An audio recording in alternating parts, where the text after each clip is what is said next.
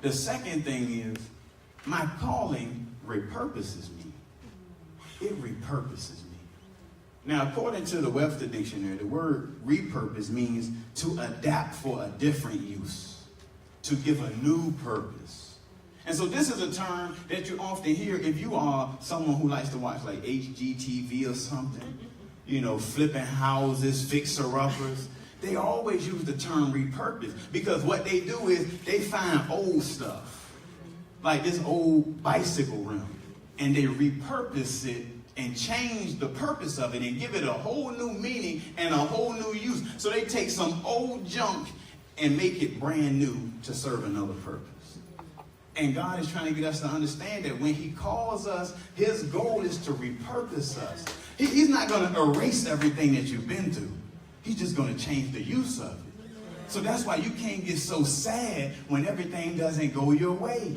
You can't become bitter when you experience some betrayal or some letdown or some disappointment. You can't get bitter because God is going to repurpose your pain. He's going to take everything that was ugly and you thought it was a piece of junk, and God is going to change the whole meaning of that thing, and he's going to use that for his own purpose because he's called you so that he can repurpose you. And so we can't always cast things off as junk because that thing is about to take on a whole new meaning. Somebody might look at that and say, that's an old rim, but that looks like a modern coffee table to me. That thing could be staged right up in my house today. So you can't cast off everything as meaningless or it doesn't serve any purpose because God wants to repurpose it. That's why we cannot get so sad about our failures, because a lot of times we have actually failed on purpose. Some of the things that we set to do, God said, I'm going to let that thing just fall from underneath your feet just so I can teach you something. Just so I can show you something about yourself that you would have never understood without me allowing you to fail. See, it's in the process of failing that you realize that I need to humble myself because I thought that the shed that I was going to build was going to last.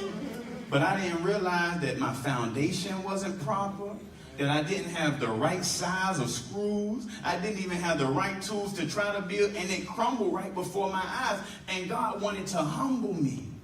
So my failures actually are working for me because they're going to bring about some character traits that I would never be able to develop without my failure. So God is going to repurpose my failure.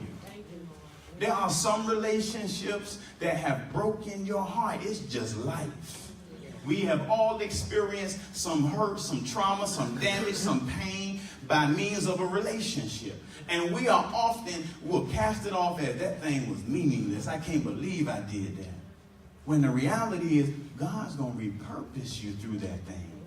Because you're going to learn what not to do through that thing. You're going to learn who not to fellowship with through that thing. You're going to learn who not to hang around with through that thing. You're going to look for certain traits now and know exactly what you need to get to where you need to be with God. And some stuff, you're going to have to say, you know what, I got to stay away from that. But you wouldn't have had that wisdom unless you experienced that pain.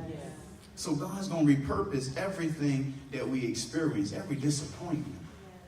Oftentimes people disappoint us and we make it about them.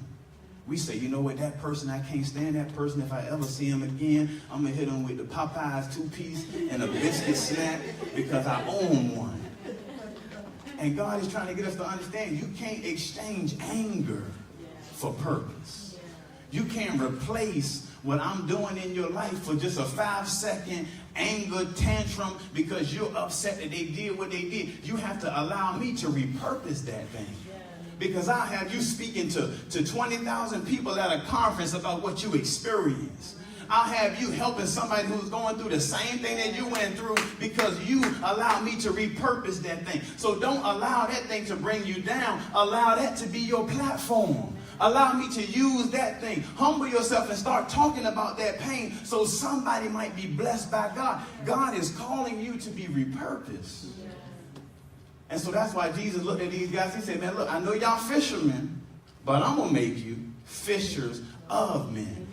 In other words, everything you learned out there, every time you casted a net and you missed the fish, And that fish got away, but you learned, so I need bigger worms for this. Let me change my approach. And you casted that net, and you wasn't so physical when you reeled it back in, and then you yielded some fruit. Everything you learned out there, do it for the kingdom.